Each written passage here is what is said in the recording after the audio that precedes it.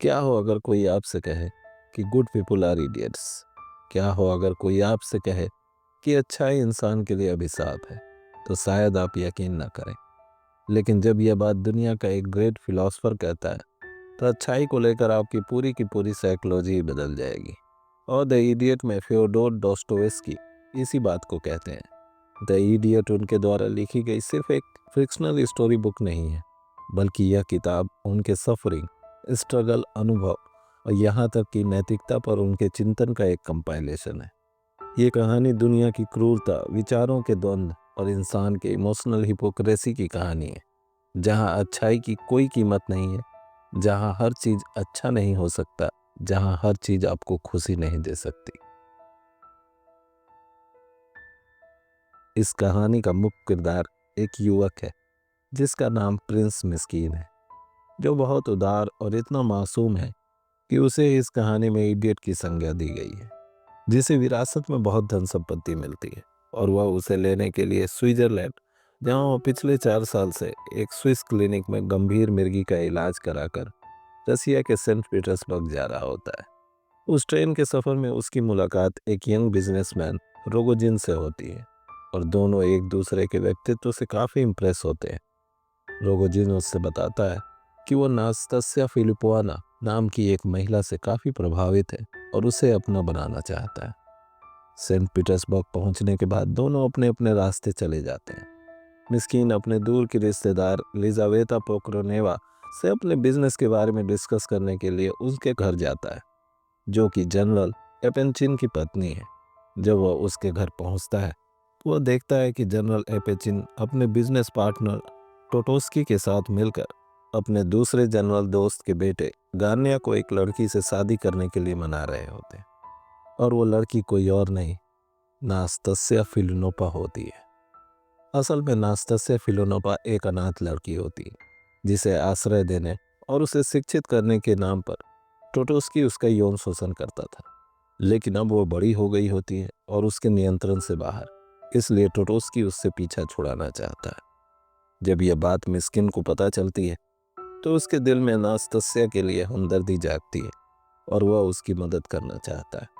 लेकिन जब वह उससे मिलता है, तो वह उसकी खूबसूरती का भी कायल हो जाता है और उसे अपना दिल दे बैठता है।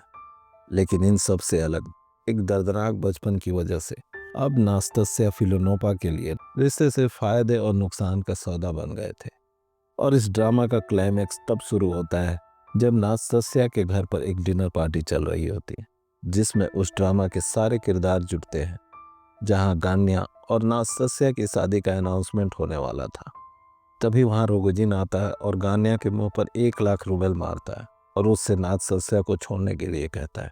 लेकिन तभी अचानक मिस्किन बीच में आता है और नास्तस्या को उसके साथ जाने से रोकता है और उसे अपने साथ शादी करने का प्रपोजल देता है। लेकिन नास्तस्या उसकी एक नहीं सुनती और रोगोजिन के साथ चली जाती है, ताकि वो टोटोस्की से अपना बदला ले सके। इधर मिस्कीन की लाइफ में एक दूसरी लड़की की एंट्री होती है, जिसका नाम अगल्या होता है, जो जनरल एपेचिन की सबसे छोटी बेटी होती है। धीरे धीरे मिस्किन और अगल्या की नज़दीकी बढ़ती जाती है और उनका प्यार परवान चढ़ने लगता है। लेकिन वहीं दूसरी तरफ नास्तस्या बेचैन रहती है और मिस्कीन और रोगोजिन के बीच उलझी रहती है। मिस्कीन को भी कहीं ना कहीं उसकी याद सताती रहती है और रोगोजिन को मिस्कीन के प्रति गुस्सा सताता रहता है।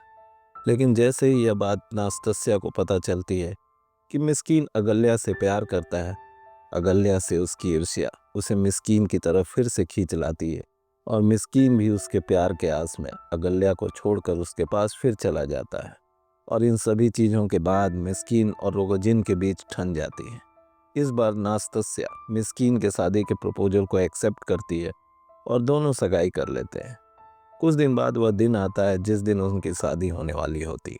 मिस्कीन चर्च में नास्तस्या का इंतजार कर रहा होता है। नास्तस्या दुल्हन के लिबास में चर्च पहुंचती है, लेकिन शादी समारोह के उस भीड़ में रोगोजिन भी आया होता है। और जैसे ही नास्तस्या उसे देखती है, वह पागलों की तरह उसे वहां से ले जाने के लिए उससे मिन्नतें करने लगती है। और रोगोजिन भी बिना समय गवाए वैसा ही करता है। यह सब देखकर मिस्कीन शांत रहता है, क्योंकि कहीं न कहीं उसे भी अंदाजा था कि वह ऐसा कर सकती थी।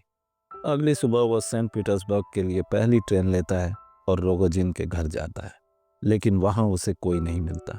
वह जैसे ही अपने होटल पहुँचता है, रोगोजिन वहाँ आता है और उसे अपने घर ले जाता है, जहाँ टेबल पर एक लाश पड़ी होती है जिसके दिल में एक चाकू गड़ा होता है, और वह दोनों उस लाश के पास बैठ जाते हैं, उसे एकटक निहारते हुए। वह लाश होती है नास्तस्या फिलोनोवा की। रोगोजिन को साइबेरिया में 15 साल की कठोर सजा सुनाई जाती है और मिस्कीन पागल हो जाता है, जिसे स्विट्जरलैंड के सेनेटोरियम में वापस भेज दिया जाता है। डोस्टोवेस्की कहते हैं कि इस तरह अच्छाई बेवकूफ़ों की तरह पागल खाने के कमरे में कैद हो जाती है और दूसरों के साथ वही होता है जैसा उन्होंने किया होता है, क्योंकि न मिस्कीन की अच्छाई उसे बचा पाई और न उन लोगों को जो उसके साथ थे।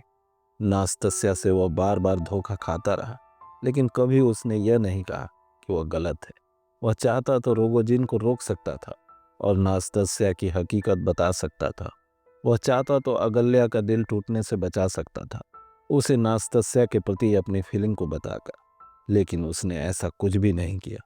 वह जिन जिन से मिला उनकी इच्छा के अनुसार अपने को ढालता गया, जिसकी वजह से वह ऐसे इमोशनल हिपोक्रेसी का शिकार हुआ जिसने उसे पागल खाने पहुंचा दिया। क्योंकि आपकी अच्छाई इस बात की गारंटी नहीं दे सकती कि आपके साथ बुरा नहीं हो सकता। आपकी वफादारी इस बात की गारंटी नहीं दे सकती कि आपके साथ धोखा नहीं होगा। क्योंकि जीवन क्रूर है और दुनिया जंगली जानवरों से भरी, जिसमें अगर आपको जीना है तो शिकार भी करना होगा, छुपना भी पड़ेगा और प्यार भी दिखाना होगा। Thank you and best of luck.